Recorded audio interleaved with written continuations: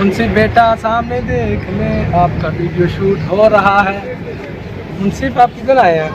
मुंसिफ आया है मीनार पाकिस्तान, जो कि हमारे घर के बहुत करीब है। सुबह सुबह आज संडे है, एंजॉय करने आया है। मेरे साथ योगा करने आया था। देखिए माशाल्लाह योगा करके मेरा बेटा कितना खुश नज़र आ रहा है। यहाँ आके इसकी स्माइल देखे, इसकी मुस्कुराहट देखे, इसकी खुशियाँ देखे। मुंसिफ आपको कैसा फील हो रहा है बताएंगे ज़रा इस माइक में?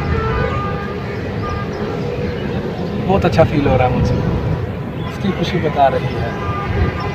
पीछे का व्यू भी आपको दिखाते हैं। यहाँ मीनार पाकिस्तान में वाटर झील बनाई हुई है। रात को ये चलती है, इसमें से डांसिंग लाइट और वाटर चलता है, जो कि आपको पता ही होगा बहुत फेमस हुई है।